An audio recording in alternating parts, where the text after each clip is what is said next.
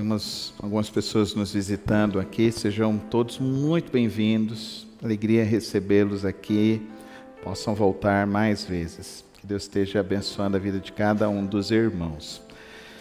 Convido você a abrir sua Bíblia, Lucas capítulo 23. Lucas capítulo 23, a partir do verso 26.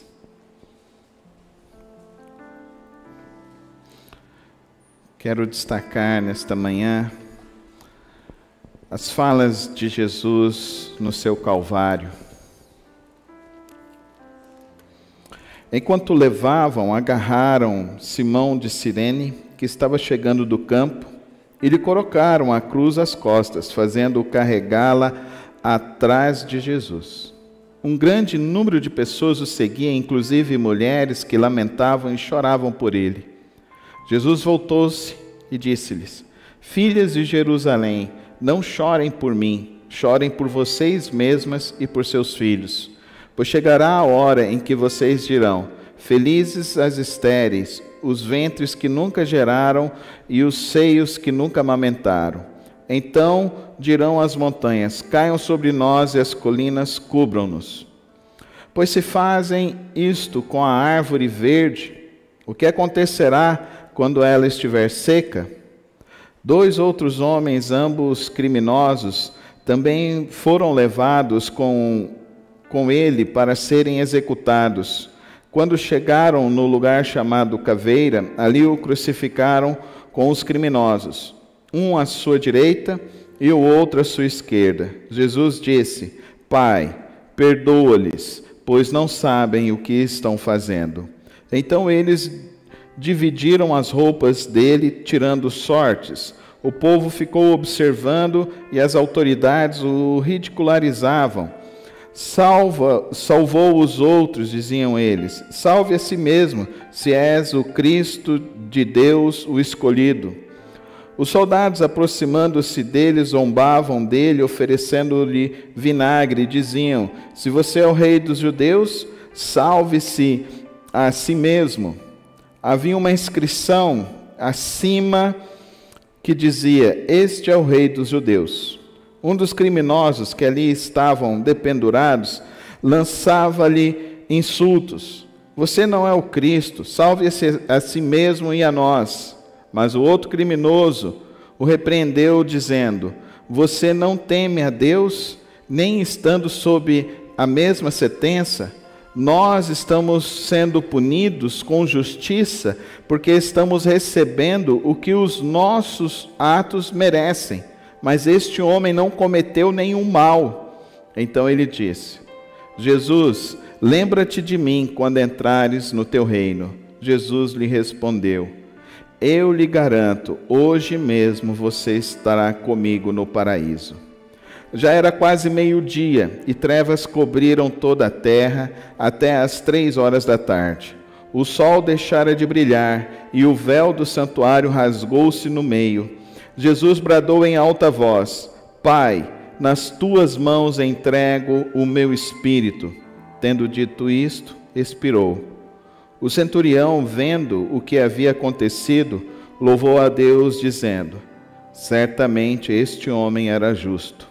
E todo o povo que se havia juntado para presenciar o que estava acontecendo, ao ver isso, começou a bater no peito e a afastar-se.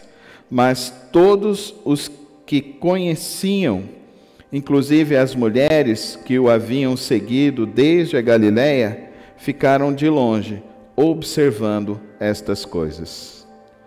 Pai querido, Pai celeste, lemos Tua Santa Palavra nesta manhã. Pedimos, ó Pai, que o Teu Espírito nos faça compreender o Teu propósito, o Teu plano, a Tua vontade para as nossas vidas, para que possamos, ó Deus, a compreender, possamos viver o Teu propósito, vivermos a Tua vontade nestes dias.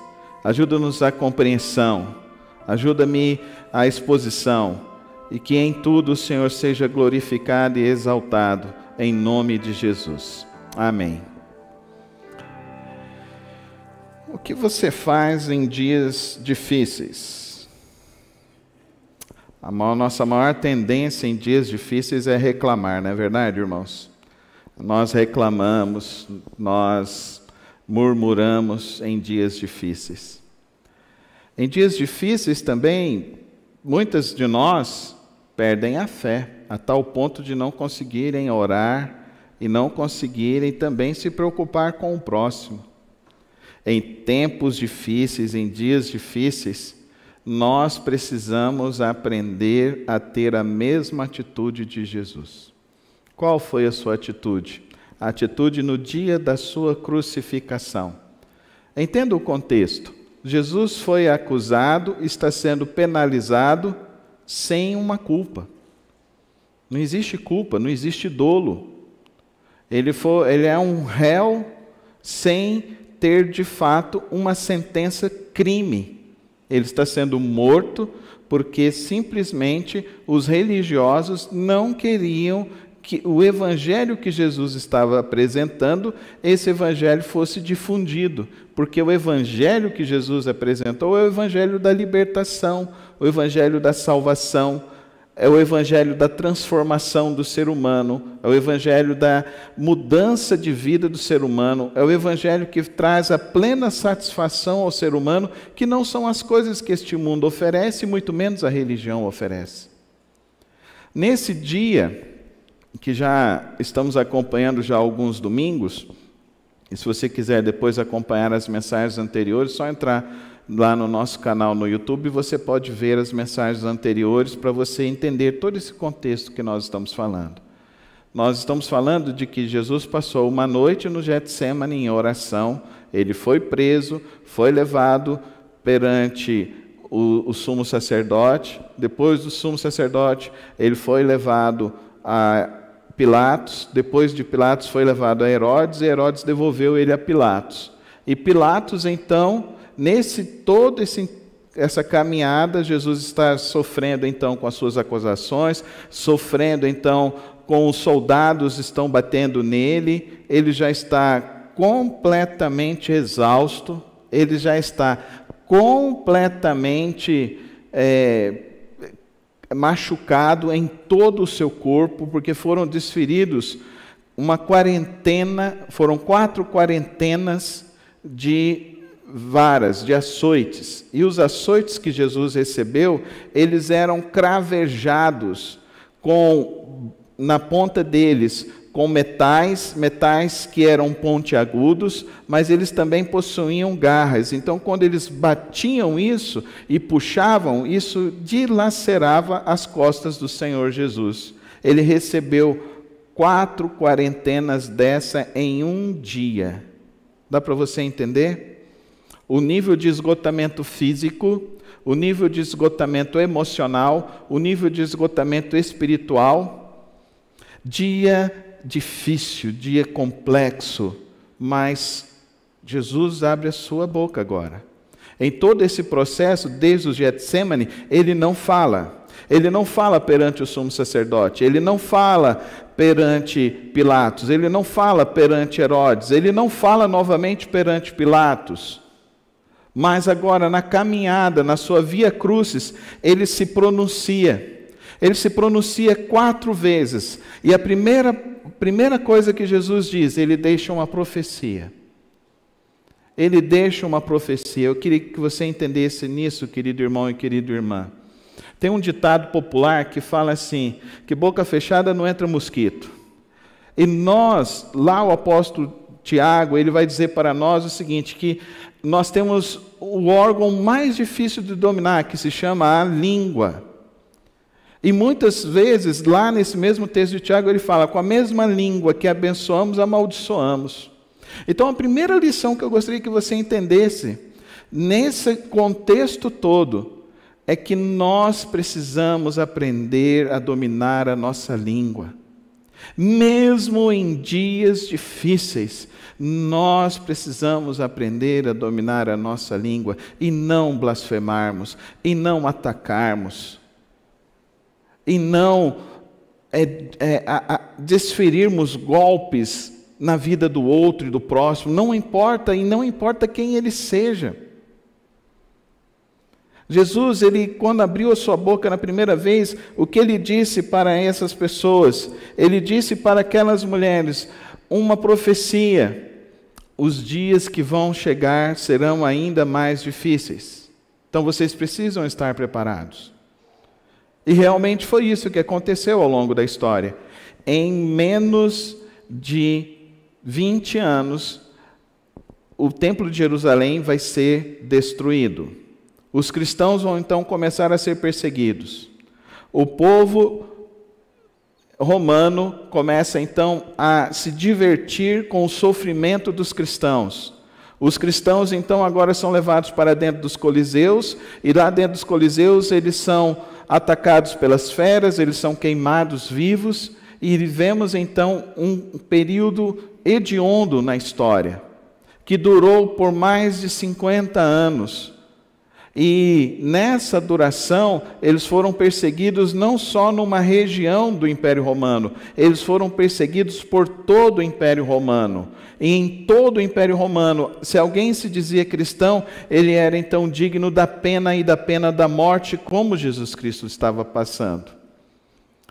Eu queria que você entendesse nesta manhã, querido irmão, nós precisamos entender os nossos dias. Nós precisamos discernir os nossos dias. É isso que Jesus está ensinando para essas mulheres, para esse povo. Esteja atento pelo que vai acontecer. Esteja atento pelas coisas que estão ao nosso redor. Esteja atento. Porque os dias, nós queremos dias bons e dias de paz, não é verdade? Sim ou não? Nós queremos dias bons e dias de paz. O povo da Ucrânia também queria dias bons e dias de paz, você acha que não? E lá, sem mais nem menos, tem uma guerra que já dura mais de 6 meses.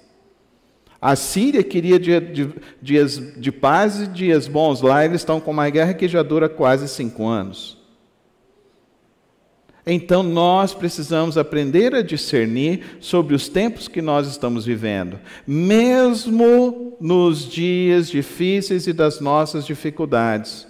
Porque nós não podemos, queridos irmãos, viver com os nossos olhos só para o aqui e o agora. Isso é um erro. É isso que Jesus está dizendo para essas mulheres. Não fique só se preocupando com o aqui e o agora, você precisa olhar adiante. Porque às vezes a gente olha para a circunstância que agora a gente entra em desespero, a gente entra em preocupação e a gente fala onde que vai acontecer, como que vai se resolver as coisas. Querido irmão, tira um pouco os olhos do seu momento, tira um pouco os seus olhos do meio do furacão que você está enfrentando ou passando. É isso que Jesus está dizendo para nós. E Jesus está falando isso para esse povo, e olha as condições humanas que Jesus está tendo. E olha as condições, ele está completamente exaurido, cansado, angustiado, mas mesmo assim ele nos deixa uma lição de quando nós abrimos o nosso falar, que o nosso falar possa produzir um efeito de fé na vida do próximo. É isso que eu e você precisamos aprender nesta manhã. Que ao abrirmos os nossos lábios, a proferirmos qualquer palavra, a nossa palavra possa produzir um efeito de fé na vida do outro. Nós estamos vivendo um período de muita negatividade, nós estamos vivendo um período de muitas queixas, o povo está muito nervoso, o povo está muito assim, exaurido. É a hora que Deus nos colocou para vivermos, querido irmão e querida irmã. Eu e você. Eu e você. Por quê? Porque Deus quer usar a mim e a você. Ele quer usar a mim e a você de que maneira? Através dos nossos lábios. E quando nós abrirmos os nossos lábios, nós possamos então abençoar e não amaldiçoar. Amém, irmãos? Possamos ajudar as pessoas a aumentar a sua fé e não diminuir a fé das pessoas. A segunda fala do nosso Senhor Jesus Cristo aqui é interessante. Porque ele vai falar isso para um dos ladrões que está com ele lá sendo crucificado. Novamente Jesus sendo crucificado.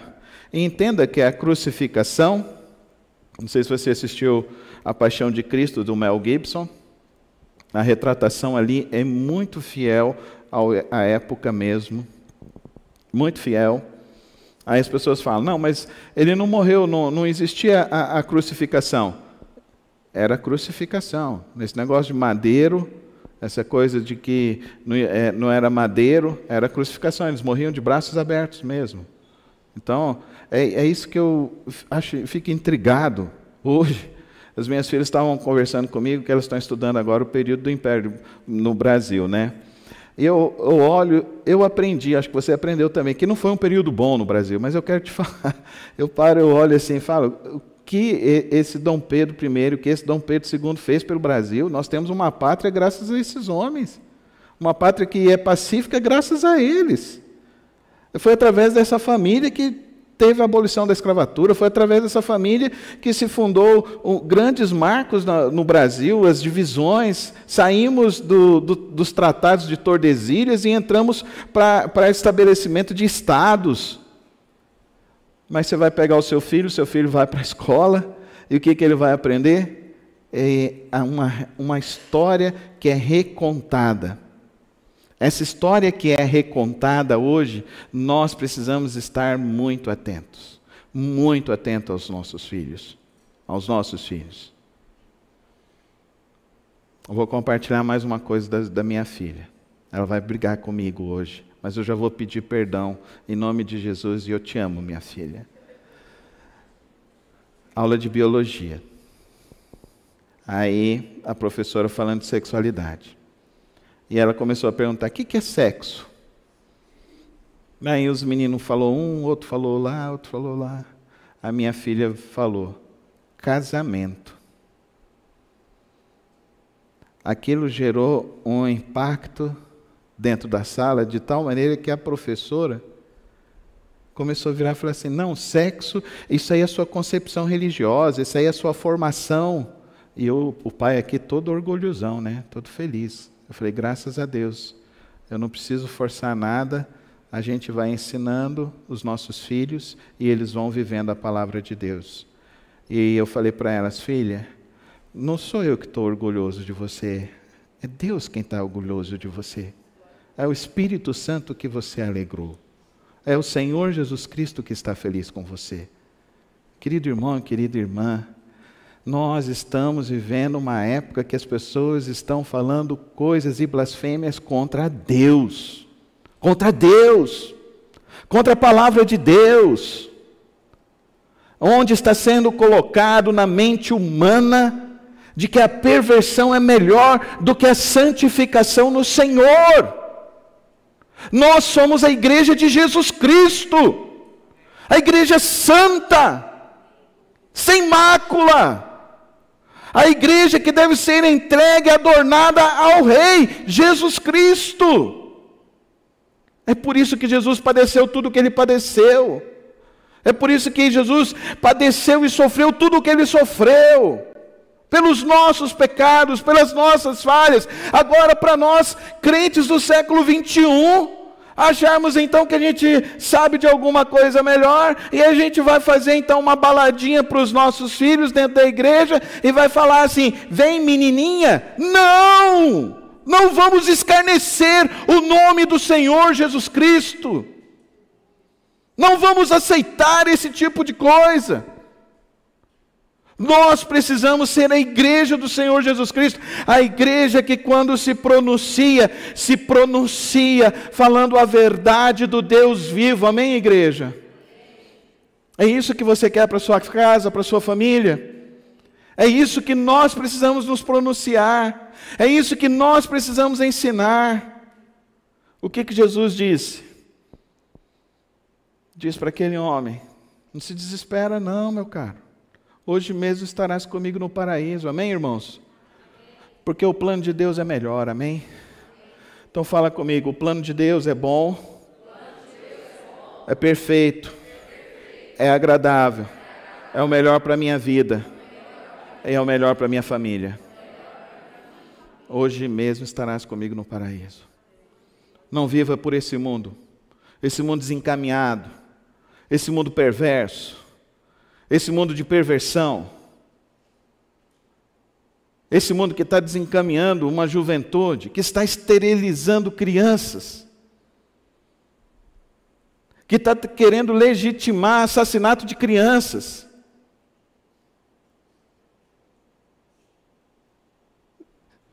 Eu te peço em nome de Jesus, não vote em abortista. Porque se você votar em um abortista, na palavra de Deus conta 2 tipos de assassinatos contra as crianças, que aconteceu no período de Moisés e aconteceu no período de Jesus, aonde as crianças foram sacrificadas. Eu não quero isso para o meu país. Eu não quero isso para o meu país. Na hora que o pastor Wesley falou que tenha 4 crianças lá para ser adotadas, eu orei aqui: Senhor, levanta alguma família aqui na igreja que vai adotar os 4. Amém, igreja? Porque é isso, querido irmão. Eu e você estamos aqui para fazer a diferença. Eu e você estamos aqui para dizer que nós vivemos por uma pátria superior, amém? E a nossa pátria é a pátria do Senhor Jesus Cristo. É isso que ele falou para esse homem. Olha, aqui você é um condenado. Aqui você cometeu erros. Mas existe esperança para você. Porque existe uma pátria melhor. Existe uma vida melhor. Uma vida com Jesus Cristo, querido irmão e querida irmã. A última fala do nosso Senhor Jesus Cristo. Ele diz assim, verso 46. E agora ele não simplesmente fala, mas ele faz um brado. Ele faz um grito. Ele exclama a Deus. Ele diz, eu pulei um aqui, irmãos. A terceira eu pulei, né? O verso 43. Ainda bem que eu olhei, porque eu falei, pulei alto. 43. Eu lhes garanto, hoje mesmo... Não.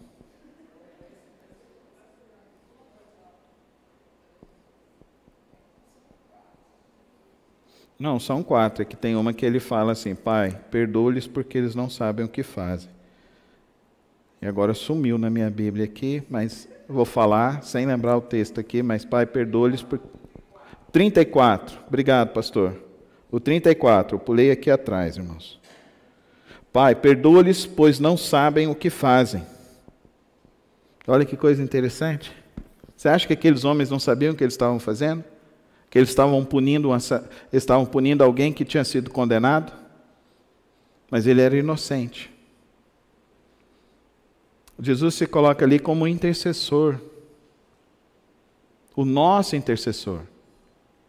Depois o autor de Hebreus fala que nós temos nele o nosso intercessor, o nosso sumo sacerdote. Depois lá em Tiago, no capítulo 2, ele vai falar assim, que só há um intercessor entre Deus e os homens, e esse é Jesus Cristo.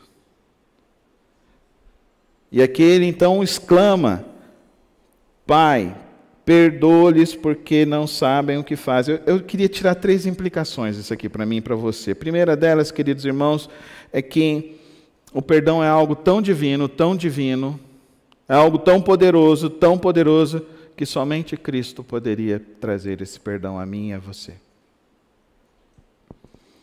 Haveria impossibilidade humana de receber e conceder esse perdão. Por isso Deus veio nos conceder esse perdão.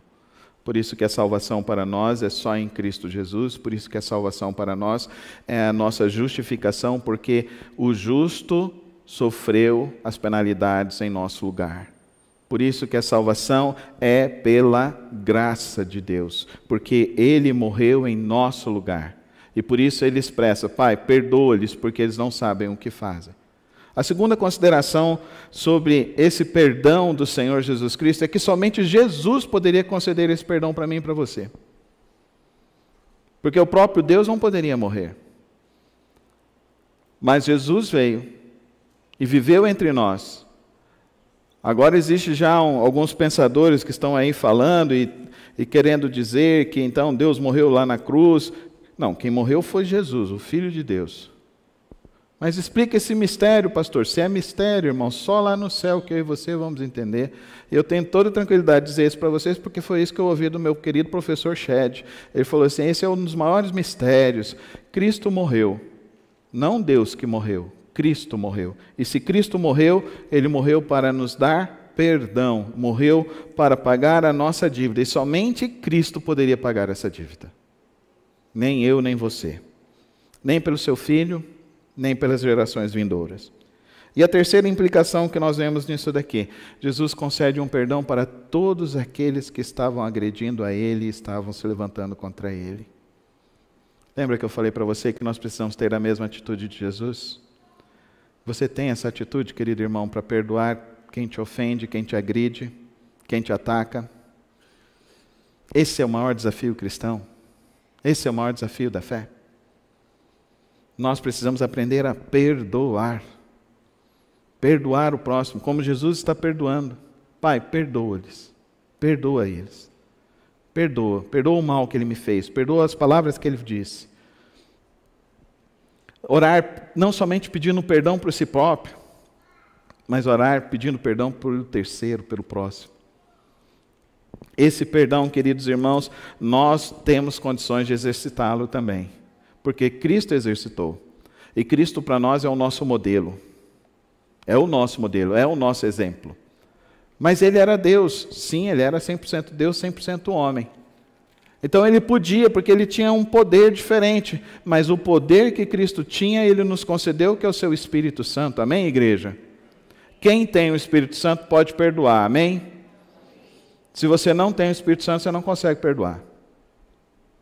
Se você não tem o Espírito Santo, você não consegue perdoar.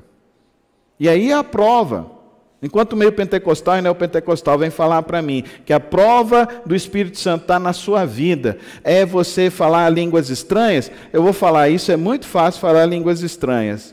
Qualquer homem que bebe aí uma 51 consegue falar língua estranha, consegue falar até outras coisas, até mais besteiras do que outro aí. Mas quem quer falar do Espírito Santo, quem quer falar que tem o Espírito Santo, é uma pessoa que perdoa.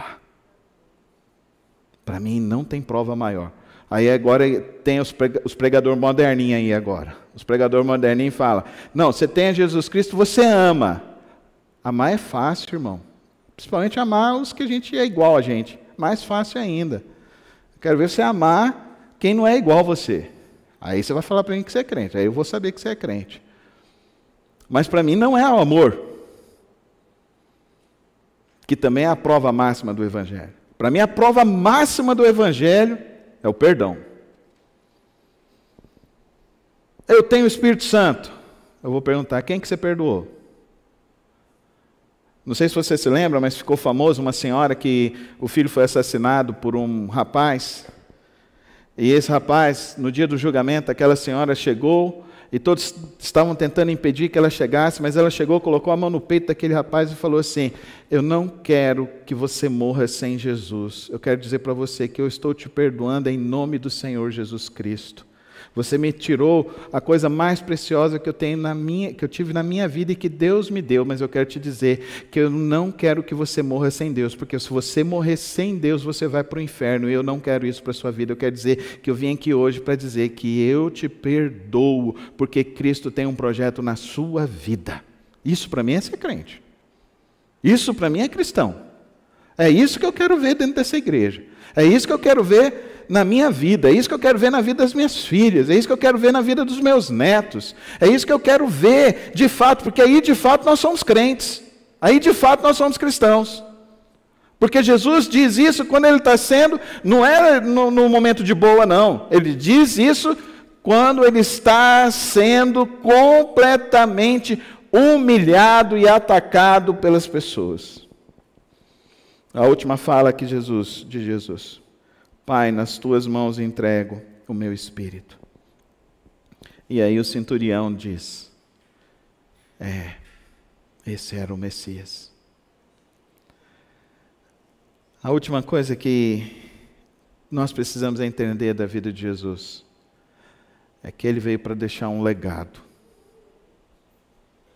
Um legado de um propósito de um homem que viveu não para si, mas viveu para Deus.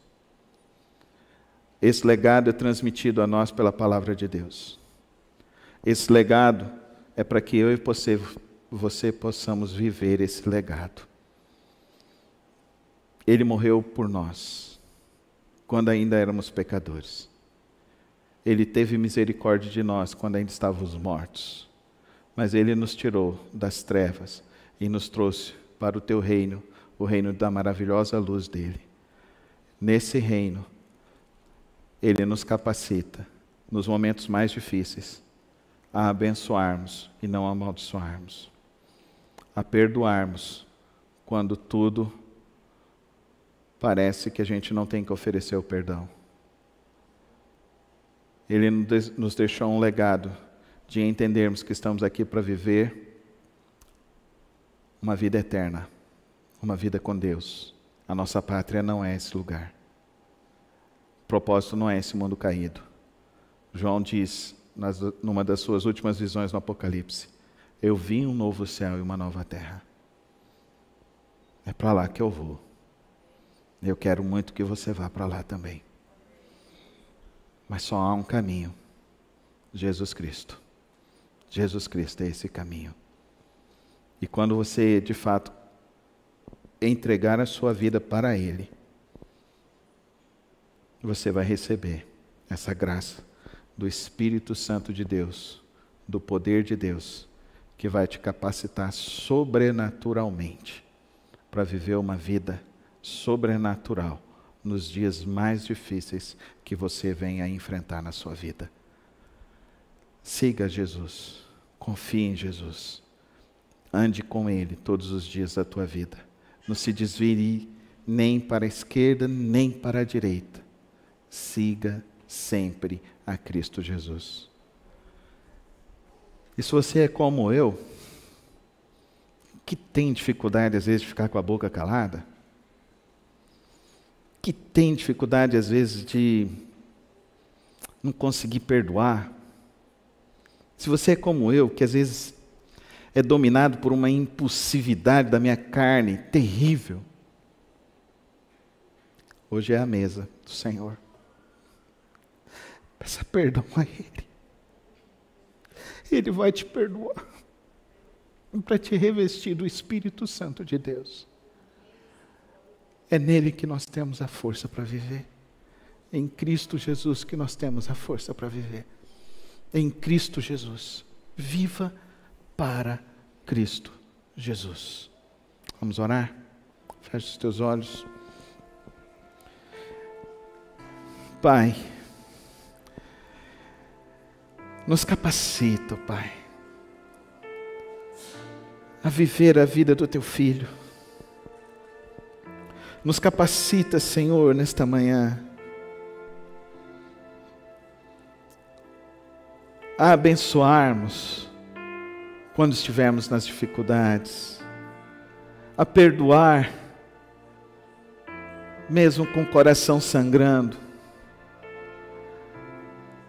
Abre a nossa mente, a nossa visão para viver por essa pátria superior que o Senhor tem nos dado a esperança.